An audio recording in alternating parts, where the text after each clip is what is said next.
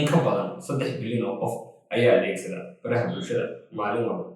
intaas oo bay macaamiishaadu ka mid tahay adeegsiga baraha bulshadu ganacsiga wuxuu u yahay muhiimad aad iyo aad u weyn. kuma xidhna in ganacsigu yahay mid yar iyo inuu yahay shirkada aad u weyn ee adeegsiga ama isticmaalka baraha bulshadu waxa uu faa'iido u leeyahay qorshaha suuqgeyneed ee ganacsiga. baraha bulshadu ay ku wada xidhiidho ganacsiga waxa uu yahay aalad ay ku adeegsan karaan qaab ay ku gaadhsiin karaan macaamiishooda alaabta ama adeegga uu ganacsigaasi bixinayo oo ku kasban karo macaamiil cusub kuna sii haysan karo macaamiishiisii hore. muuqaalkan waxaynu ku wadaagi doonaa 5 arrimood oo adeegsiga baraha bulshadu faa'iido badan ugu leeyahay ganacsiga.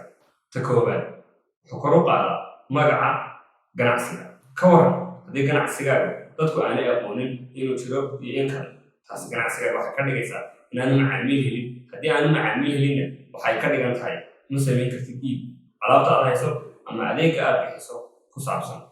si haddaba aad u hesho macaamiil iibsata adeeggaaga ama alaabta aad hayso, waa inaad baraha bulshada u adeegsataa ganacsigaaga si aad ugu barto macaamiishaada. qodobka labaad, wuxuu kor u qaadayaa iibka ganacsigaaga.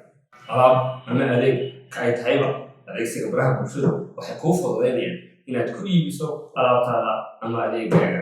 korarka maalin walba ee dadka adeegsada baraha bulshadu wuxuu kordhinayaa si la mid ah iibka alaabta ama adeegga aad hayso. qodobka saddexaad, wuxuu kordhinayaa macaamiishaada. mar kasta oo aad u adeegsato suuqgeynta ganacsigaaga, adeegsiga baraha bulshada waxaa kordhaya macaamiisha ku xidhmaya ganacsigaaga. taas waxay kordhinaysaa iibka adeegga ama alaabtaada adigu haysa. qodobka afraad, xayeysiis ilaa lacaga amaanu kharash kaaga baxaynin. marka aad rabtid inaad macaamiishaada la wadaagtid adeeg cusub ama alaab cusub aad keento, ama aad rabto inaad u samayso qiimo dhimis, adeegsiga TV-ga ama raadiyogu waxaa kaaga baxaya kharash aad u fara badan. haddii si aad adeegsato baraha bulshadu isticmaasho sida Facebookga, Twitterka iyo Instagramka way bilaash. qodobka shanaad, hadalhayn joogto ah. ganacsiga uu ka isticmaal badan yahay adeegsiga baraha bulshada uu ka hadalhayn badan yahay. markaad ganacsigaaga u adeegsato isticmaalka baraha bulshada waxaa kordhaya hadalhaynta ganacsigaaga. taasi waxay sahlaysaa in ganacsigaagu boos ku yeesho qalbiyada macaamiisha. guntii iyo gabagabadii, muhiimadda baraha bulshadu u leeyihiin ganacsigaaga waxaad ogaanaysaa marka aad soo samayso dhammaan qodobada aynu hadda soo sheegnay. haddii si farshaxanimo leh aad ugu adeegsatid isticmaalka baraha bulshada ganacsigaaga, waxaa hubaal ah ganacsigaagu uu samayn doono faa'iido aan xel lahayn.